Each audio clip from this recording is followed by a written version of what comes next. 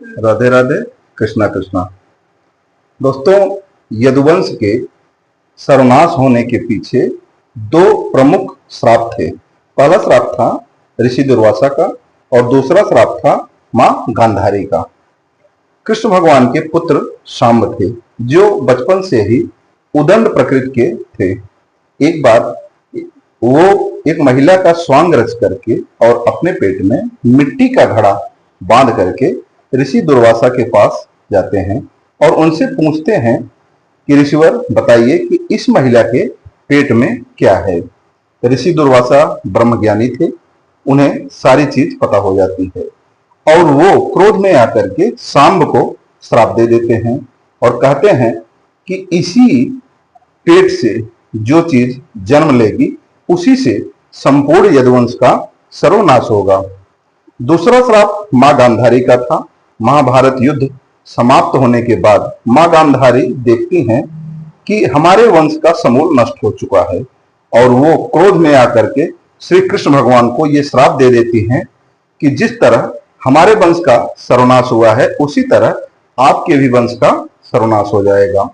ये दो प्रमुख श्राप थे यदुवंशियों के नष्ट होने के कारण। बाद में ऋषि दुर्वासा के श्राप से प्रभावित होकर के यदुवंशियों में आपसी कलह हो जाती है।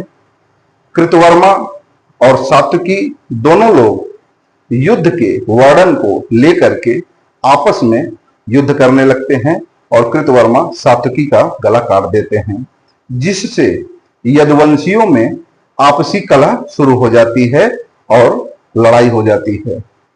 तो एक दूसरे पर प्रहार करते हैं यदुवंशी। कैसे करते हैं? सांब के पेट में जो मिट्टी का घड़ा था, उस मिट्टी के घड़े को ये लोग डर के नाते कई टुकड़ों में विभाजित करके नदी के किनारे फेंक देते हैं और वही मिट्टी का कण मूसल के पेड़ के रूप में पैदा होता है। यदुवंशी उसी मूसल को लेकर के एक दूसरे पर प्रहार करते हैं और अंत में सारे यदुवंशी मारे जाते हैं। बाद में श्री कृष्ण भगवान और बलराम जी अपना शरीर त्याग करके देव लोक चले जाते हैं, वैकुंठ लोक चले जाते हैं और द्वारिकापुरी जो कृष्ण भगवान की नगरी थी वो समुद्र में समा जाती है और वहां पे सिर्फ और सिर्फ कृष्ण भगवान का मंदिर ही अवशेष के रूप में बचता है। तो दोस्तों, ये जानकारी कैसी लगी कमेंट बॉक्स में जरूर बताइएगा और हमारे चैनल को लाइक और सब्सक्राइब जरूर करिएगा। राधे राधे, कृष्णा कृष्णा।